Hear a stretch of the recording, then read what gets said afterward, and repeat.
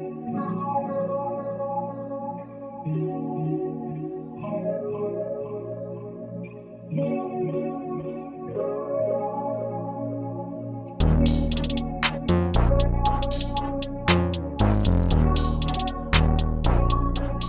guys. Welcome back to another episode of I Don't Know Everything podcast. I'm Deja, And I am Heather. and today I have a very special guest in the building, and a very good friend of mine, artist. I met on the artist scene, on the music scene, open mics and things like that. I have Jaden, aka JNix. Everybody say That's me, Jaden, also known as JNix. Yeah, so since we are in the Mental Health Awareness Month, we are definitely going to be talking about that. So I met JNix at a time where I was going through some things, and he has been a great friend, a great motivator, kind of kept my spirits up and things like that. So I just want to thank you for that, because I was going through it for a minute there, and you definitely uplifted me. We all were going through it in some way, and I felt like we met. I don't know. I feel like God just placed us in each other's life for whatever reason. Absolutely. So, funny story. It was like a year after I met you. I did not know that you were trans. So I was like, when I found out, I was like, oh my God, I had no idea. So, Surprise. yeah, no surprise. I mean, it didn't make me look at you any differently or anything like that. I love sure you. can't tell. Yeah, I was no. like, Nah, and it's crazy because I definitely get that a lot now, Yeah. and I feel like maybe one thing is the beard, but my voice too is Yeah. definitely like Yeah. pretty deep. So it's been crazy just getting a response from like Yeah. everybody in society. Yeah. So, do you tell people that you are trans, or do they? I don't hide it, but I don't necessarily go around saying like, "Hey, I'm trans." Like, "Hey, this is me." Just so you know, don't forget. But Yeah. I don't hide it. So if it does come across in conversation, I'm very open about it. You're very comfortable talking Yeah, about I'm it. comfortable. Okay, talking yeah, about that's it. what I know about you, to be very comfortable in speaking about things about you. So kind of tell me how that process was for you. When did you start transitioning? Honestly, it was around 2019, 2018. Yeah, late 2018, 2019 that I started transitioning socially speaking. So instead of going by my birth name, I had people addressing me as Jay. And I was just within my social circle, and I was going to college, and I had introduced myself as my previous name. Yeah. And so it was pretty much just communicating with everybody, hey, I want to use male pronouns, y'all can address me as Jay. Jaden didn't come across until a year after I was already on testosterone. Oh, okay. Yeah. Gotcha. And so it was an interesting transition, but everybody that I knew was very welcoming and just comfortable with it. Yeah. If anything, they said that I only seemed a lot happier and more comfortable with who I was after Yeah. And that's what I was gonna ask you. Yeah, it was crazy. Yeah. So I was definitely gonna ask you what were some of the mental challenges you faced going through that, and what did your support system look like? Because I know that's important to have a support system. So. Some of the challenges, I feel like some of the challenges were more at home, because my parents, I feel they were culturally raised in Mexico, so everything traditionally speaking is already different. They were already shook whenever I was hey, I really want to chop my hair off. Yeah. Because I think I was 15 or 14, so pretty much around, typically speaking, my family's from Mexico. Around then, if you're a 15-year-old girl, you're about to have your quinceañera. Right. And so I want to cut my hair. Yeah, I was I want to cut my hair. And so I did end up having one, and I'm glad I did, but I did have it late as well. Okay. And so it was shortly after that I had finally chopped my hair off. And my dad shook, super shook. He's wow. "Dang, you're really doing this?" And I was like, "Yeah, I am." And slowly but surely, over the years, once I finally let them know, hey, there's more to it than just the hair, more to it than just that. And I know y'all had these visions for me, but I'm still your child, but I'm your son. And we're just gonna have to adjust. And at first it was like very difficult for them because it was just different. And I'm pretty sure I'm the only and like first person in the family to transition like this. Okay. And over time, they definitely have become my support system. Now, since it's been, what is it, like 2024, like around like 4 or 5 years since then. Wow. Now they're definitely like really there, and they're like, wow, like this was game changer for you because it really, now we can see you shine. Even more so than we thought you could have. Do you feel like they felt like you were probably just going through maybe like a phase? Yeah, I feel like they definitely thought that. They definitely thought, because let's say like leg hair is typically viewed as masculine more so often. And I feel like that was one of the first things that I could do. And like growing up, I would always like try to shave my face because I was like, my dad can grow a really, really good beard. There's no way that I can't. And so I would like try and shave myself and be like, man, I really want to grow up to be like him and stuff like that. And so I feel like what was crazy was that the more that they saw that, the more that they really were able to like value it and think like, oh, like you're not stopping this. Like we keep telling you to go get your legs waxed, but you're not. You keep shaving the hair so it grows more. And I'm like, because this is just, I guess, gender reassuring to me. And so I feel like the more they saw that, the more they were like, oh, like we need to just learn and grow with you and learn. Because I never doubted that they didn't like love me anymore because of that. I feel like that was definitely one of the biggest fears growing up. Because I do feel like I knew very young that something wasn't feeling right. So do you feel like you feel a lot more comfortable in your own skin now? Yeah, definitely. I think just hearing myself or like looking at myself in the mirror, like it's crazy to not be like worried about all of the other things that I was then. So your parents, they call you son, and definitely. They do that, and they respect that this is your choice that you wanted and that you're happy. Too. Do you have any siblings? Yeah, I have 2 younger siblings. And they call you brother? Yeah, they do. So it's like, honestly, it's crazy because I feel like being transgender, that's one of the biggest fears, like how your family at home is gonna like receive it. Like friends at the end of the day, it feels like the end of the world whenever like you do lose people that like are like they weren't meant to be around. They weren't meant to be around anyway if they feel that way. And so in that moment, I feel like especially when you're younger, it's like, man, I'm losing all these people, but you're not really losing anything if you're like gaining. I feel like just self-confidence and a lot more positive attributes that really feed into life. And my siblings, like, they were definitely very like understanding. They only wanted to understand me and just like, I don't know, I feel like if anything, them two were like really like, oh, like you're just our older brother now. It was a lot easier with them. I don't know, it was just nice to see that from them. Absolutely. I definitely understand that. So how do you feel about the saying, remembering who stood by you as you were trying to rebuild yourself? How do you feel about that saying? Say that one more time. Remembering who stood beside you as you rebuilt yourself. I think there's definitely a lot of value to it because of seeing people come and go in and out of my life, of the people that I have seen like no longer be present and the people that I still see like present and new people that I do meet, I see that at the end of the day they're more in line with growing with me. They never wanted to like stop me from growing. If anything, they just wanted to understand if it was something different than what they were used to. Right. That's good. That's deep.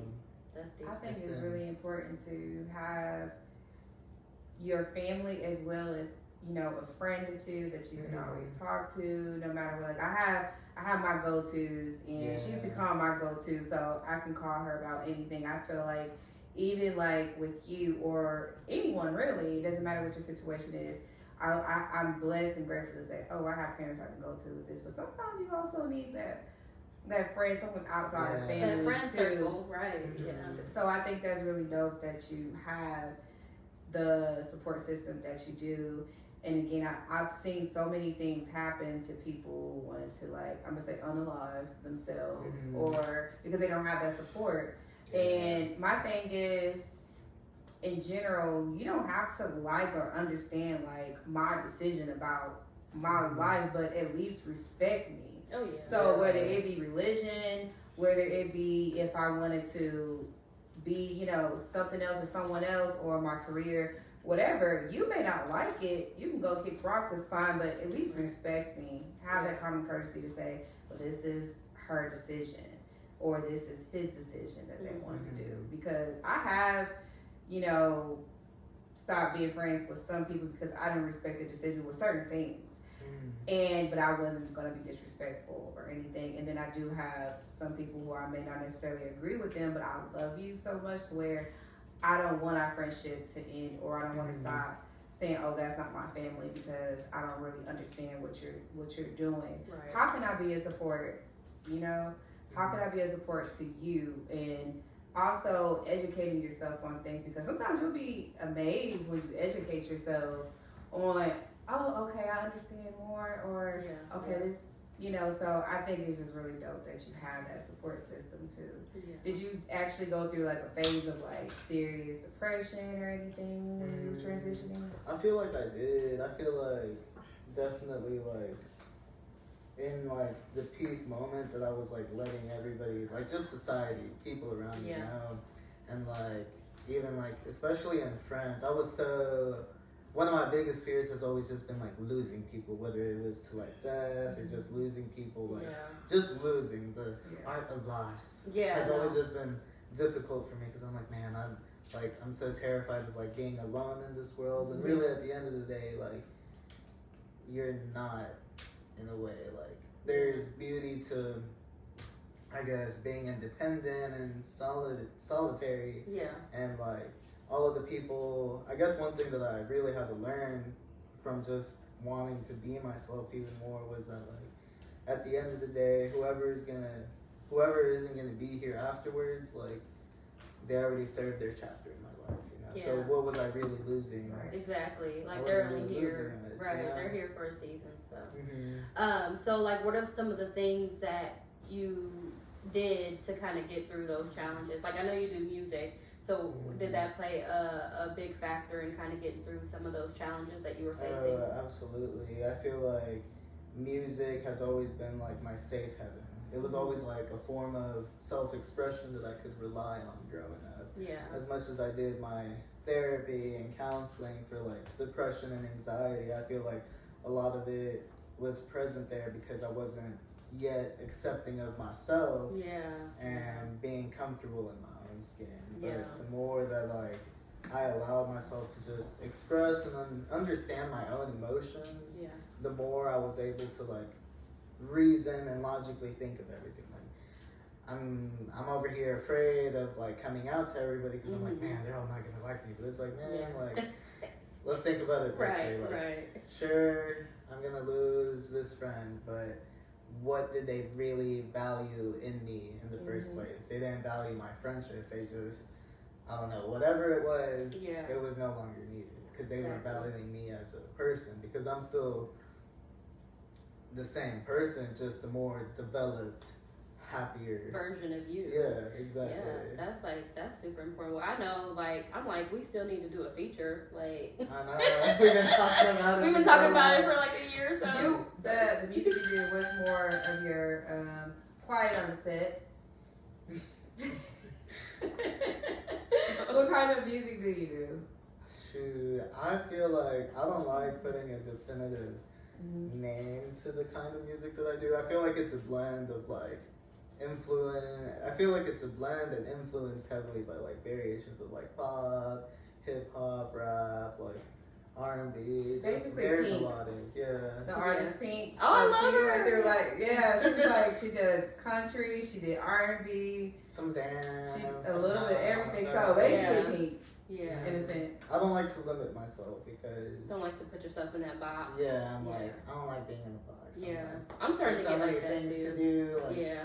Yeah. you know, maybe this is a forte, but maybe next album I want to focus on this, or maybe this next thing I want to focus on that. And I feel like I'm just like that as well, simply because I've grown around music my entire life. I initially played violin, like guitar, and then I went to school for music also. I'm a percussionist. Oh, that's dope. And I Like played, drumline, like. yeah, all of that stuff. Some marimbas, Yeah. xylophone, Multi-talented. And okay, all the maracas. little accessories you hear. Well, I played the flute. Okay. I played the clarinet Recorder. and the I could never saxophone. play the flute. Well, actually, not the flute. Tried. It's the recorder. The recorder? Hey, it counts for something. It counts for something. Yes. But isn't like the flute kind of like a clarinet in a sense? It or is, wait, kinda. the recorder. I'm getting mixed up. The little It high sounds- crossbow. Yes. Yes. I bet you I can still play too. Yeah. I probably could This too. is I don't know. weird. What were you gonna say though? I don't even know. So yeah, like I think that's funny though, cause yeah, I played the clarinet and the flute and not the flute, the clarinet and the sax. We can start a band. Yeah. I probably need a refresher What about course. that? My dad, he played the guitar, but he never Okay. teached me. So I'm like, he never teach me. He never taught me. So I was like, I do want to take some lessons. You know, so maybe you can I could help me out on that. I got my degree. Yeah. I might have gone to school for a couple of years. Yeah. Learned a thing or two. So I want to know, do you want to have children? Children. I would like to have children. I feel like that was one of the biggest things in terms of transitioning because I am a trans man, so scientifically speaking, like that's like female to male. And like I remember being in the office. It was also around COVID when I started hormones. So it took me months to get them because they were like, this isn't a priority. Oh, And I was like, yeah. I was like, to you, but to Right, me, like, to I want me. it right here, right now. Yeah. But that was one of the questions they asked. They were like, so, like, do you want to, I guess, what was it, like, freeze your eggs or whatever it was. I guess they have a couple of different, like, options. Yeah. But I was like, I did think about it for a little bit, but in retrospect, like, I don't think I would have ever wanted to have carried a baby myself. Yeah, that's a big decision. 'Cause that's, I don't know, that's I just mean, a lot. look, I've been I was through it like, 3 times. I was like, y'all got it. I ain't doing it again. I love y'all, but No more. I'm not gonna lie, that'll probably be funny. Like if you, and he's like, I gotta get my snap back. I don't know why I just envisioned that. Yeah. But would you think about like someone caring for you, like a surrogate or adoption?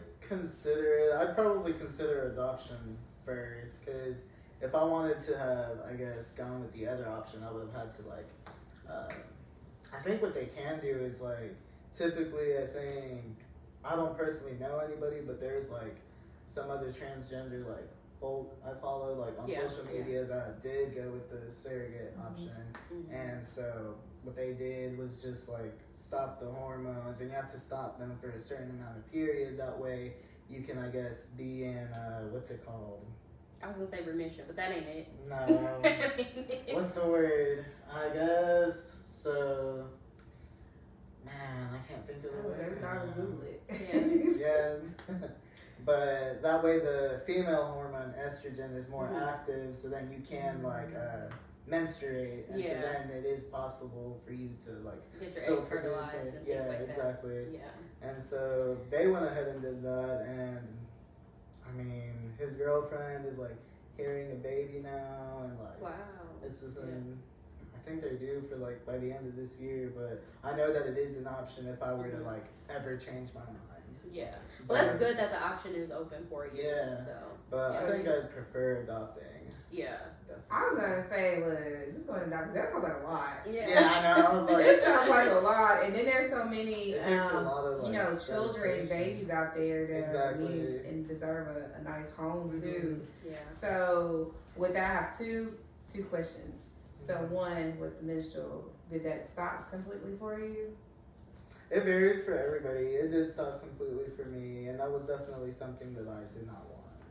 I feel like that's one of the things that really makes, I don't know, just differentiated between being like female and male, and something I didn't want to partake in. But like what's crazy is whenever you do first like start taking testosterone, you still would get like cramps.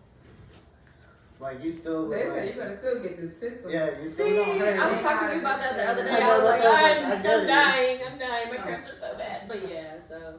And that's why I feel like in terms of sexuality, I know some men like are strictly, some trans men are, I guess, identify as straight and only date women, and other trans men are like identify as gay or this or that and only date men. See, we were gonna ask you about that. Like, what's your dating like? See, I like to identify myself as queer. Okay. Because I like men. I've had girlfriends too, so I like girls too. I like women. I like men. It just depends on who I meet. Yeah. So it's queer. Educate me, because I don't know everything. Mm-hmm. Yeah, I don't either. I don't know everything. Pause. Hey. But so with dating too, I forgot what was I going to say. You supposed to read my mind. I said. You can't right now. I said queer. Oh, Yeah. so queer. What is that also like? Is it the same as bisexual? Like you like both men and women? I feel like it can be used as an open term. I don't like calling myself just bisexual because I'm like, man, like, but what if somebody else like identifies as a trans man or is non-binary or they're this or that, and I think it's a lot easier to just identify myself as queer just because I'm open. Yeah. If you're a person I'm connecting with, then. So it's not the gender fluid, because I learned that a few years back. I had a friend, and she's not like a trans, but it's funny because she's so cute. But she'd be like, "No, I'm gender fluid," and I remember hearing that.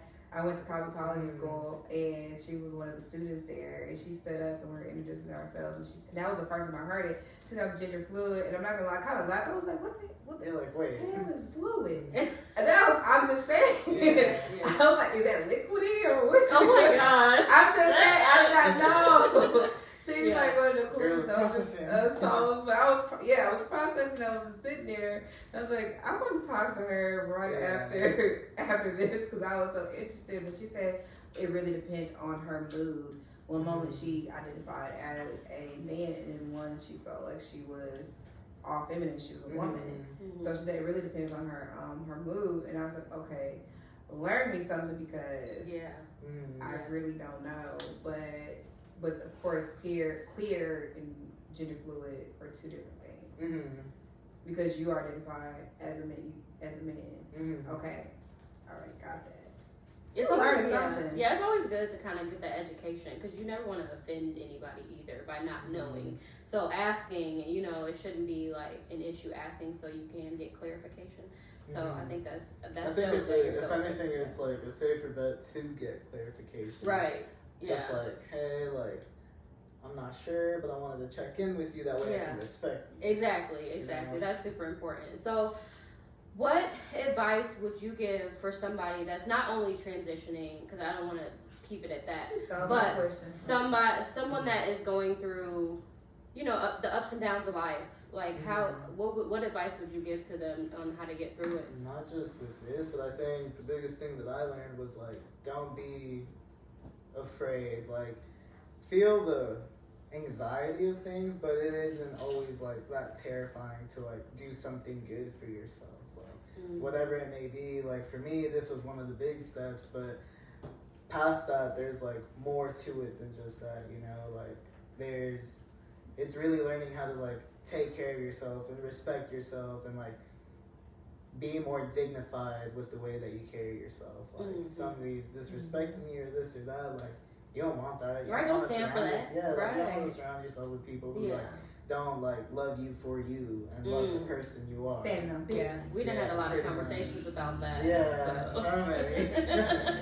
You live and you learn. Right, let's go you learn. Yeah. So, just going back to like the children, you said that you wouldn't mind having children possibly adopting. So, what would you tell your son and or daughter if they say, "Dad, I want to be a girl or I want to be a boy," and they're like the age of 10? What would you say?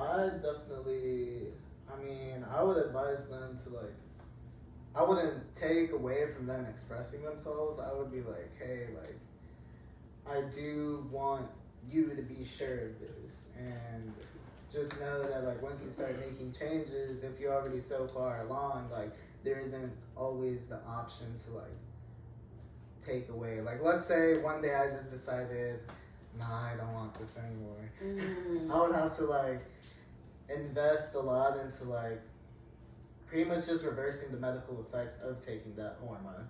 And so like let's say I didn't want my beard anymore for some odd reason because I love my beard. Yeah. But let's say I Your didn't, game. like I would have to like get like laser hair removal or something. That's just process because you got yeah. it's full too. Yeah. Exactly. Yeah. And so I would just advise them like, hey, like I respect what you feeling and everything, but let's talk about it. Let's really understand where this is coming from, because maybe you don't want to fully transition. Maybe you are just more masculine or this or that. There's just so many different factors, and it's such a wide spectrum that it's like, let's really understand, like, let's just really help you understand you. Right.